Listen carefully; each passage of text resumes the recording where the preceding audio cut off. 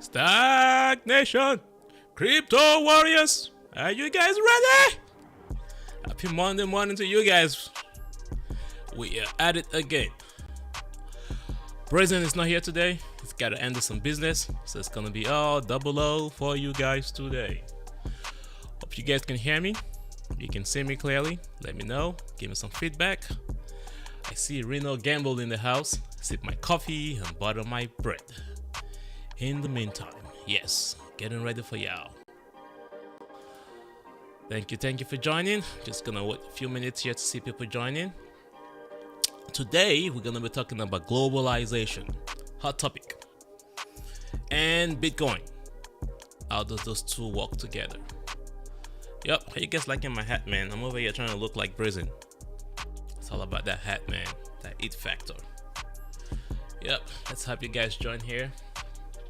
Before we get started, we have a couple of people in the room right now, about 6 people.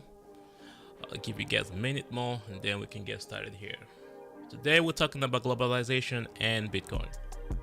And 007 all by himself representing. Alright, let me just go ahead and get this started, man. When you guys think of globalization, what do you guys think? What comes to mind? Globalization. To me, when I think of globalization, I think of, well, jobs being shipped over to China, to Mexico, to India, to Sri Lanka, to, some other nations where you can get the job done cheaper. Cheaper with cheaper labor, without the regulations, and then you ship the end products back to the States, and you make a ton of profits. At least that's what globalization means. For the masses, the impact that they get, which they're supposed to be getting, is a reduction in the price of the product and services that they're paying for. But are you really feeling that impact? Is the multi-million dollar, billion-dollar profits coming into your wallets?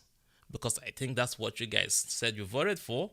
Because at the end of the day, the CEOs are the ones getting the multi-million dollar pockets money to take home. So is globalization really impacting the people? That's what you got to ask yourself. And I think the masses are starting to realize that globalization is not for the people as they've sold it.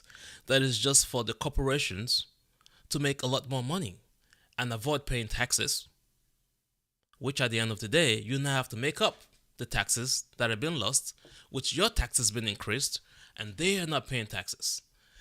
That has been the impact of globalization. And we've started to see the reduction of that phase. I think it has plateaued about a decade ago. Is that, at what point do you globalize, free trade agreements and so on and so forth, especially when you're able to bring up other nations like China, and then now they're fighting you back. Research is showing, actually, as a matter of fact, that more people have gone into poverty in developed nations than before we had globalization. About 800 million people are currently hungry, and $42 trillion are in the banks of the 1 percentiles. Question now is, why? How can we fix this? Can this get better? Are we going to continue to be in this type of environment? Those are the questions you got to ask yourself. As a matter of fact, it got worse. I'm not sure if what the mass media will tell you, globalization has gotten better since COVID-19. Whereas the reality is that what you saw during globalization or during COVID-19 pandemic was that the nations that needed the vaccines, which is another total different story at this time, because we're starting to now realize that this whole pandemic was all planned. They didn't get it. South America didn't get it. African countries didn't get it. There was a lot more protectionism going on during the pandemic. The European countries kept all the vaccines to themselves. They bodied up Germany and America, bodied up. They didn't want to share the vaccines because they figured they were protecting their own nations. But in the true world of globalization, which is supposed to be, they're supposed to share those vaccines, which did not happen. Yes. So, someone just asked a question. Does Bitcoin work to aid in globalization? That's a really good question, and that's what we're going to be talking about today. Thanks, Ken, for asking that question. I think that Bitcoin could enhance globalization but create a different form of globalization. Whereas instead of a globalization where you're outsourcing, you might be able to insource and be able to protect your own country, or be a sovereign country compared to a country where you always being the service provider to the other supposed developed nations. And that's part of what we're going to be talking about today. Great question, Ken. So let's talk about all the impacts of globalization. You can see that globalization is more of how do we use the SWIFT system or the petrodollar to transact globally, because everything is based upon the US dollar. This happened after the World War II, when the agreement was made that hey, the currency that we're going to use to transact globally was going to be the US dollar. So you have the euro dollar, you have the Asia dollar, you have the petrodollar. Long story short, everybody transact on the US dollar. You are given a loan through the IMF on the US dollar, which then puts your country at a disadvantage, because anytime there's inflation, you can never pay off the debt. That's just a fact, because the currency is not in your nation's currency.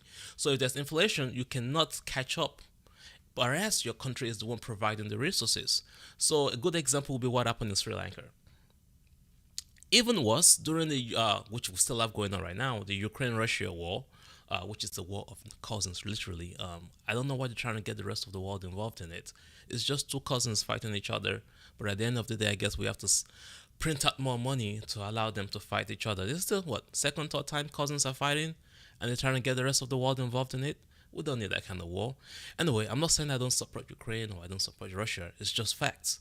But yeah, weaponizing the US dollar, which is supposed to be the global transactory currency, makes an impact or a dent in globalization, because other nations are going to start asking, hey, why does this make sense? So now, guys, this is where Bitcoin and this new paradigm shift now comes into this whole globalization conversation. And I'd like to read this little line here. These countries are facing challenges of diminishing returns. A good example would be Sri Lanka. I think Mexico is feeling some impact as well. El Salvador saw that majorly. So these countries are facing challenges of diminishing returns. They're not seeing the value of being part of this global party, and starting to see a bigger widening wealth gap. We see that with Americans getting America and China building their economies, getting bigger, whereas the countries or nations that are bringing in the resources are actually poorer. China's taking a full advantage of the trade agreements that they have with the US, which is what has made China a lot more developed. So yeah, let me quickly look at the comments real quick before I continue this topic right here. So we have BK Crypto in the house. Champion, thanks for joining us. We have Ken earlier. He made a question about does Bitcoin work to aid in globalization. We're tackling that right now. Thanks for joining us. So those are the comments I have right now. Let's go ahead and continue on this topic. So, the future of the global economy. We see the impact of globalization. How can Bitcoin be of impact? Does Bitcoin increase or add to the current globalization? Does it change the paradigm shift? I personally think that it could cause some more insourcing and reduce the impact of globalization, because it's going to allow more nations to be sovereign without the need of the current globalization, which only benefits EU, America, China at the end of the day. Because as we all see, the wealth gap continues to increase. So various countries are starting to lean more towards protectionism, like I was saying, populism, and nationalism. This is where globalization is going through. This is what I've been reading, and this is what I'm trying to share, and I'm going to be showing you guys more details about that shortly. So how is that going to happen? That is the question.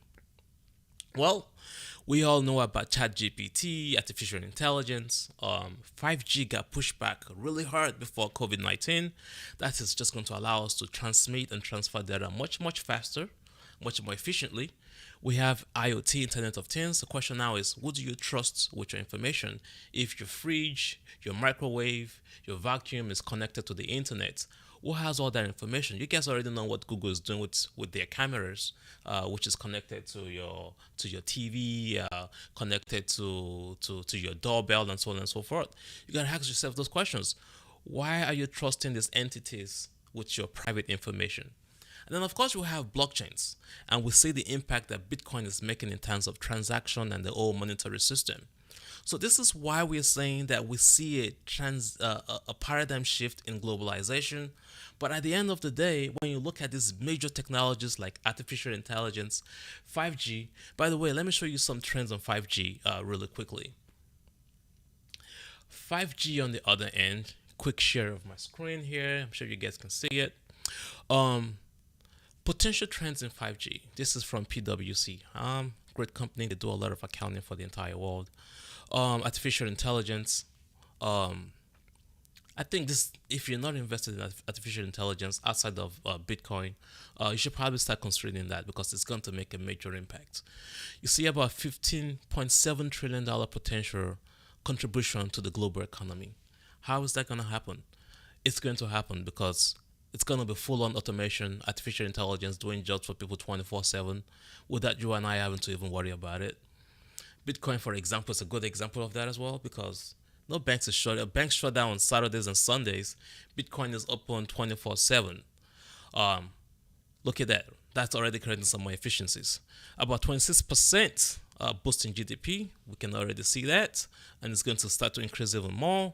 And all AI users use case are ready to capture in impact index. So they have a bunch of bullets here talking about how artificial intelligence will impact the global economy.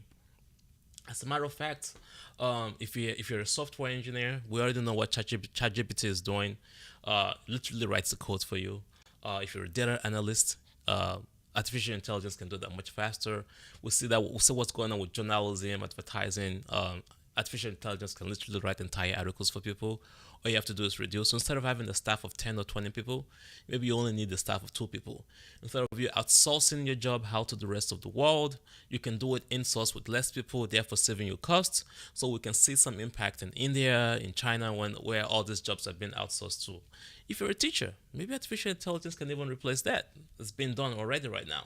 Financial analysts, graphic design, we see what's going on with what artificial intelligence is doing with graphic design in that space.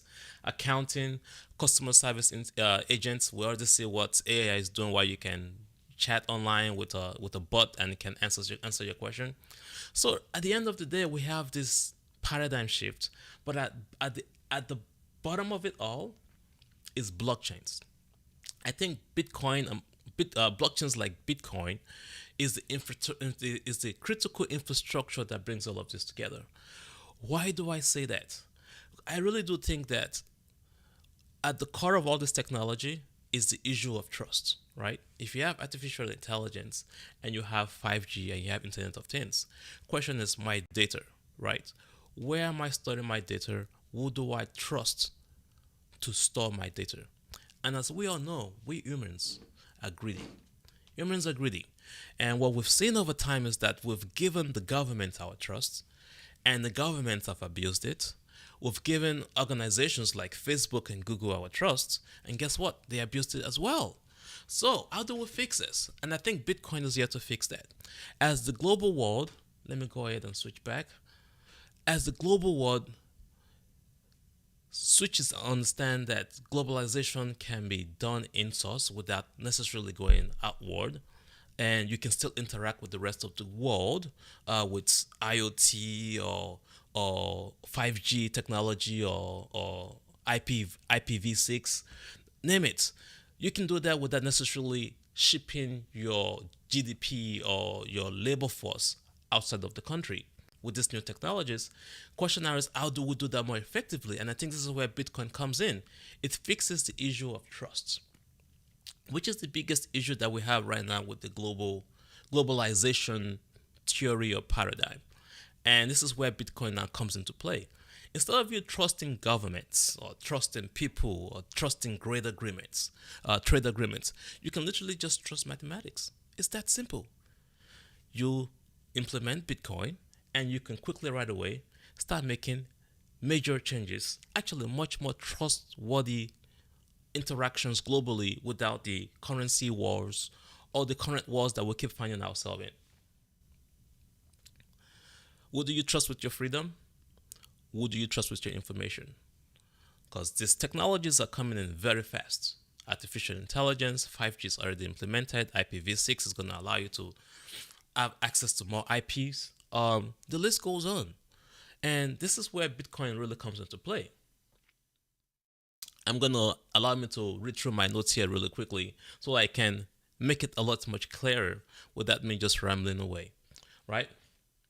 The law of code transcends disputes of differences and provides us with common language to communicate with certainty in a trust-free way. That is what Bitcoin provides. Because it's literally code. You don't have to worry about a middleman changing that code, moving the goalposts like Jerome Powell does with the US dollar fiat system, which we're about to find out again this week. It's just code. It's there. Let the code do that. Take out the middleman. You know, that is critical. And I think this is where globalization is going to be a lot more efficient if implemented on the Bitcoin blockchain instead of this crap that they're trying to push, which is CBDCs. I really do think that CBDCs is going to really create more competition for resources and challenges between countries trying to figure out which currency or which CBDC should be used. All right.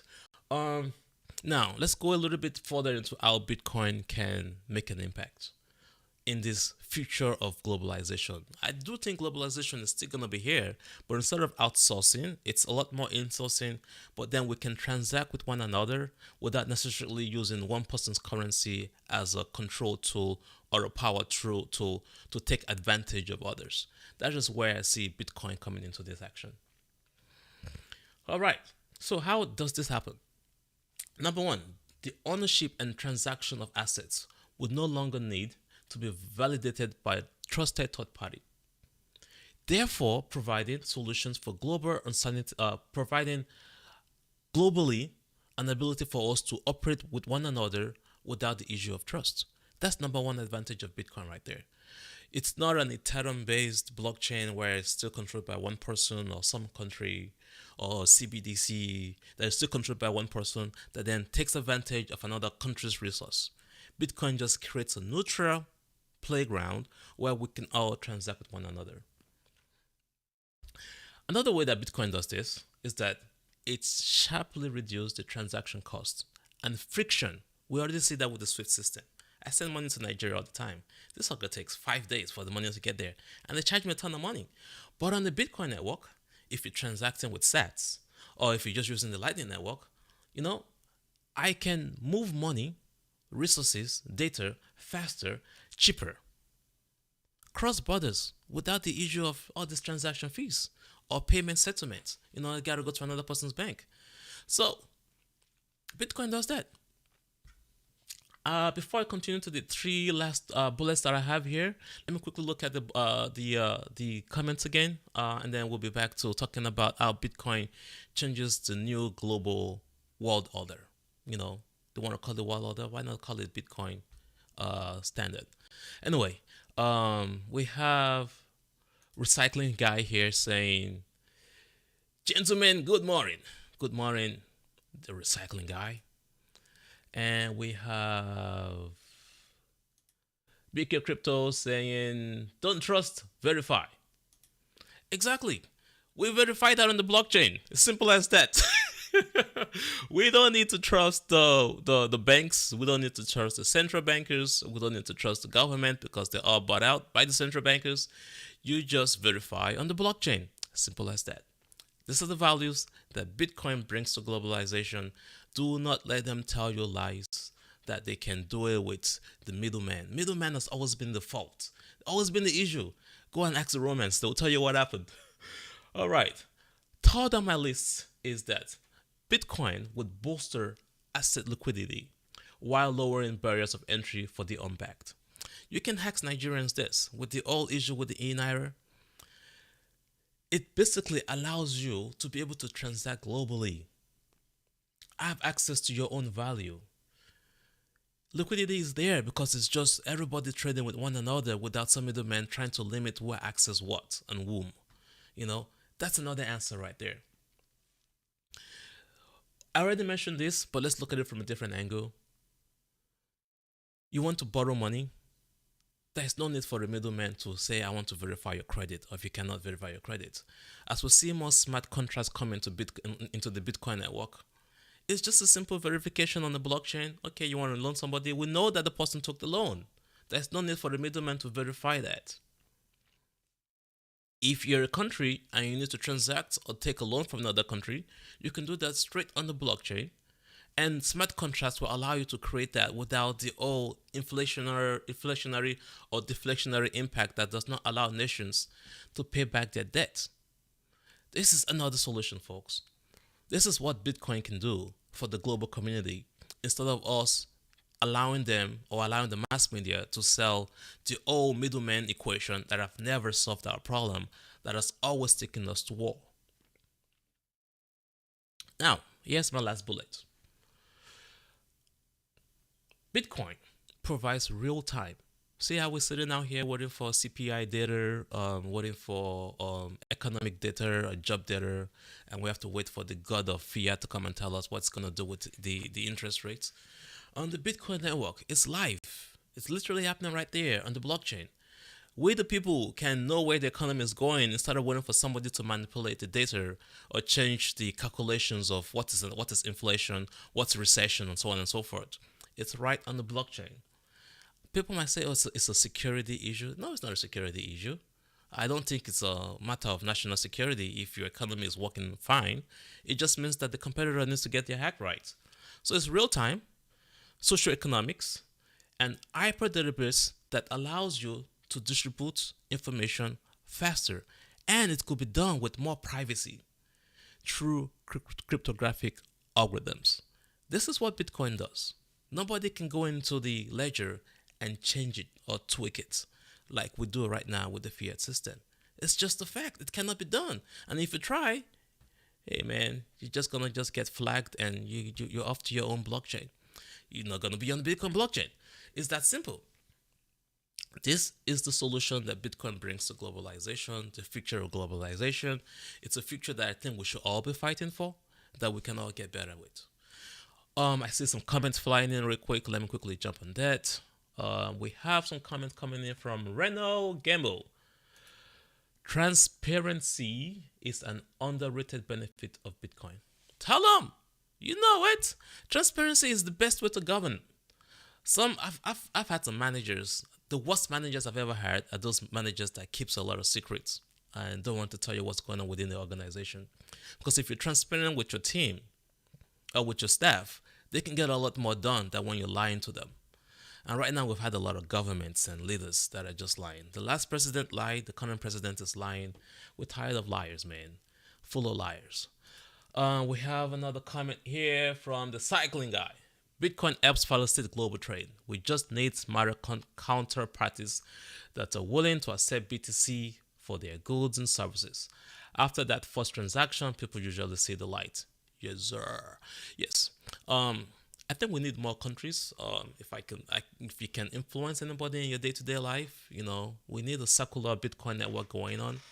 And if you're going to your barber or you're going to a store, let's try to get people to start transacting in Bitcoin. Eventually, cities and nations will start transacting in Bitcoin, like what we see in El Salvador, and people will start seeing the benefits. Lower transactions. The banks don't want this because they don't see the added value in that equation. That is why you keep seeing the media fighting back, and you keep seeing all this fraud out there. But the more you understand money and you understand the benefit of what this blockchain does for you, the better it is for you. We have another comment here from Reno Gamble. Transparency and privacy often don't go hand in hand, but Bitcoin allows merger of these two often contrary ideas. This is very true. We have another comment here coming in. Bitcoin is money with integrity. For shizu. All right, we have a minute here. Let me quickly go through this. The recycling guy business will eventually follow the mob. That's the power of the people. They need to realize. Push the envelope, they will follow. We are pushing. Crypto Nation. We also have here. Oh, you guys are going at it today, man. Integrity, agreed. Let me see one more here. Reno Gamble. Yes, countries can be encouraged if various people from other countries set up links from Ghana to Nigeria to the Caribbean to the US to Canada, Europe, Asia, etc. China will eventually wake up. I do think so. There's this whole conversation going on about China re-enabling people to use crypto. We'll see. Yes, it can happen. Real talk. Guys, today was fun. We had a blast. If you have not followed us yet, please follow us. Crypto Nation, like, subscribe. We do this every Monday morning at 9 a.m. And of course, follow us on STAKK Nation. We are called STAKK on YouTube, STAKK on Twitter. I'll be on there all the time, responding. Thanks for following us over there as well. And for sure, STAKK on Facebook. We like to hang out with your dads and moms. Grandpa and grandma need to understand money as well. In the meantime, Instagram is still on here. We got banned on Instagram for telling the world the truth, for preaching the gospel of Bitcoin. But don't worry, we'll be back. We might just go to nursery, who knows. Spotify. We like to have conversations with y'all, man. If you want to be on the show, link us up. And we're ready. Let's have this wonderful conversation. It's been wonderful, y'all. Have a wonderful Monday. And remember, pain without gain, right? So don't worry about the current price action of Bitcoin right now. Just focus on the freedom of the future. We will overcome this as well. Have a wonderful week.